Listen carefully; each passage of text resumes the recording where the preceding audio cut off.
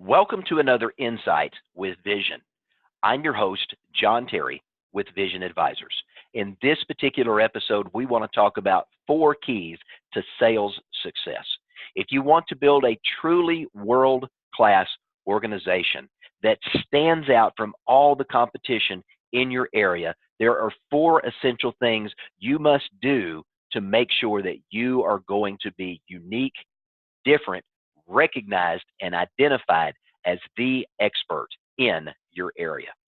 Interested in learning more? Let's get started. The first important thing you have to do is answer the question, who are you? If someone were to come up to you and ask, what do you do? Sales success on the very front end is being able to message what it is that you do. Far too many financial professionals today give a generic answer that does not distinguish or differentiate them from anybody else in the marketplace. The 2 most common answers I hear are these: I own and operate an insurance agency or a brokerage. And oftentimes they'll throw in the word I own and operate a successful insurance agency or brokerage.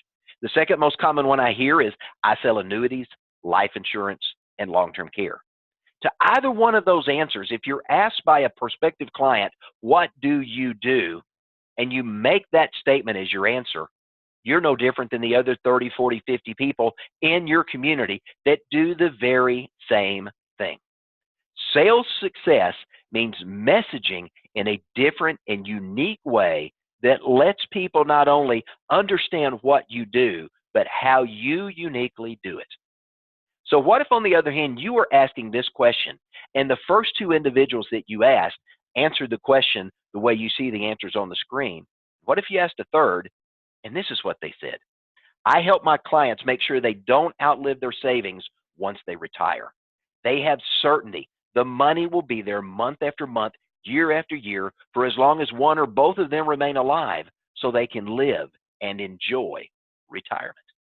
Now, if that's what you have need of, and you tell the client this is what you do, you have uniquely defined your value add to them. And if that's what they're looking for, you are their guy or you are their gal. That makes you unique in the marketplace. Second preliminary question we need to think about is, how do you run your practice? Do you run your current practice as a technician, one who specializes in a specific area of expertise?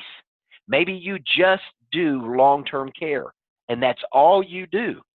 You are a technician. Life insurance, annuities, the other products, you don't do. Maybe it's Medicare supplement for you. Whatever it may be, if you specialize in one specific area, you're a technician. The second area is a manager, one who follows a process or a system. Now, people that work in a captive agency where they're getting leads and they're running leads based upon a process or a system, they are manager-type sales professionals. P&C agencies that have walk-in-the-door traffic that they go through a process, consistently going through a process. Technicians, to some degree, are managers because they may have a process that they follow, but it's very, very technically focused, and that's the distinction there. The third area is that of an entrepreneur. The entrepreneur is much more visionary in their approach in working with their clients. And these are the individuals who help their clients see and plan for the future in a much broader, holistic context. Now, there's nothing bad about one or the other. You can have a successful career as one of the 3. But how you build that successful sales organization is important. There are 4 essential keys to make sure that as you're building your organization and you're building your practice, that you follow these keys. The first one is this: you have to, number 1, identify your target audience. Who is the audience that you are going to take your unique skill set to? You have to sit down and look at where you find yourself geographically. You have to look at the demographics of the area in which you work. If you're passionate about working with retirees and you live in a college town where the average age is somewhere between 28 and 35, guess what? You're not going to have much success working in the retiree marketplace because there's nobody there. So understanding the demographics and looking for opportunity within that demographic is something that's very, very important. If you're looking to have a conversation, you got a lot of retirees, but all of a sudden they're all military, or they all come from a large Fortune 500 company that all have pensions. Maybe the opportunity to do retirement planning is not as great. Understanding and identifying your target market and the opportunity there is very, very important in building out a successful organization and a successful sales practice. Secondly, you've got to make sure that the demographic that's available to you and the opportunity before it is something you're passionate about having a conversation with. If you don't like working with old people, even if the opportunity's there, don't go into the retiree market. If you love working with business owners and there's a ready market there and you've got the skill set for it, now you're beginning to refine your target audience. And then as you work through this process, you're going to further continue to refine the target market in which you want to work to better refine, because you can't be all things to all people. You can't just work with all retirees and be successful. If you further narrow that and define that down, become a little more technical in the demographics and the opportunity, you have a better chance at being successful. The second question you've got to answer in building a successful sales funnel and sales organization is, how are you going to become the avatar to your audience? More specifically, how are you branding yourself? What is going to be your identity? How are you going to present yourself in the marketplace? What's the name of your organization? Does the name of your agency or organization speak to what you do, or is it much more generic that you sound like everybody else in town? Is there something unique to the branding of what you do?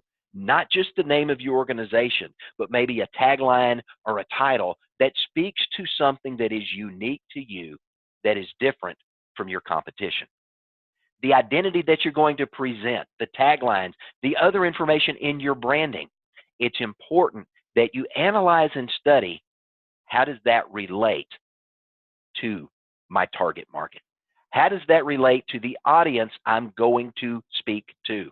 If the verbiage that you're using and the mental picture that it presents to them does not connect with who they are and what they're looking for, you're going to struggle to see success in that particular demographic. And then lastly, how is that branding going to be shared? There are traditional and non-traditional ways to do that. Traditional print, yellow pages, white pages, newspaper ads, a lot of old school style advertising that may work with an older audience but may never connect with a younger audience. How you're going to brand yourself ties back to the first question of who your target audience is. And part of that demographic study is, where do they get their information? Where do they spend their time?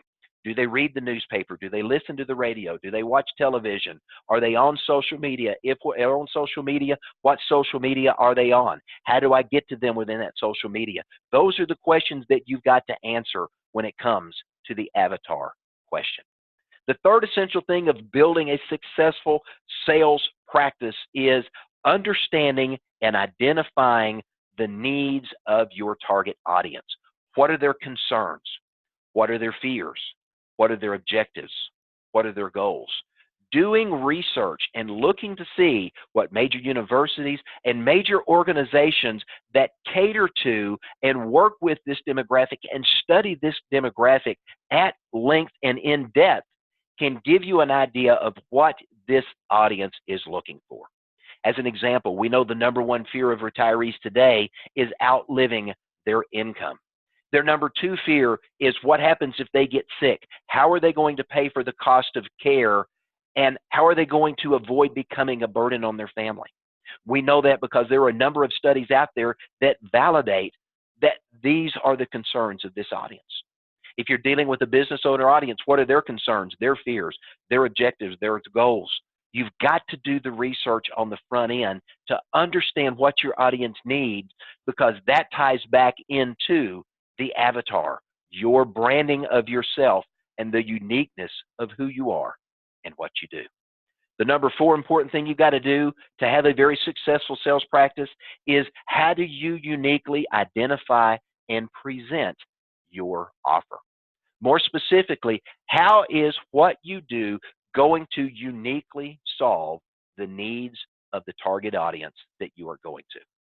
Is it a product-based presentation that you're going to be making, or is it much more solution-based? Is it a group that's going to be focusing on features, or do they want to know more about the benefit to them of what it is that you're bringing?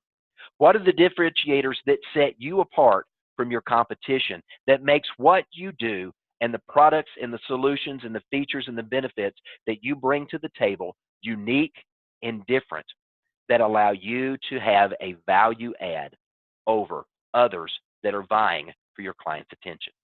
And then more importantly, how do you message that to your client? What are the reasons that they need the answer that you have? And then how do you speak to those reasons so that they can see that you are the person most equipped and most knowledgeable to solve their problem, whatever it may be? Now, again, where does that messaging go? That goes back to the avatar question of how are you going to take your solutions and let them see what you uniquely do and get that message to the marketplace. Is it a video? Is it a Snapchat? Is it a meme? Is it an ad on the radio? Is it a newspaper ad? Is it a direct mail piece? Is it all of the above? Those are the questions that you have to answer. Now, at the end of the day, I want to go back to what we started with. Who are you? You're not an insurance agent. You're not an insurance agency.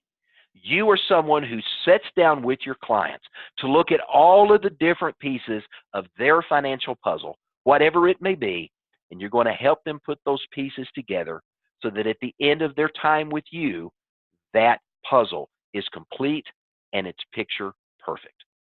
That's what you do.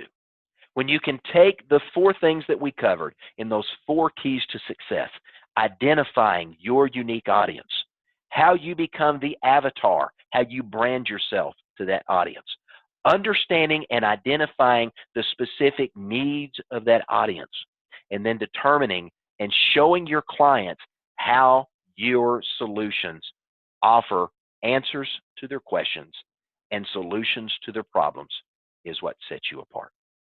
Now, if you need help with that, that's one of the things that we do here at Vision Advisors. We're not just an IMO that brings you product and brings you financial solutions. We're here for you to help you grow and master the practice of selling. So whether you need case prep, case design, you've got a difficult case that you want to consult with, or you want to talk about taking your agency or organization to the next level, give us a call here at Vision Advisors, 1-800-505-8489. You can visit us online at visionadvisorsinc.com. You can also check us out on Facebook and LinkedIn. And remember, we're the IMO that's big enough to serve you, but small enough to know you. This is John Terry with Vision Advisors. Thanks for joining us for this Insight with Vision.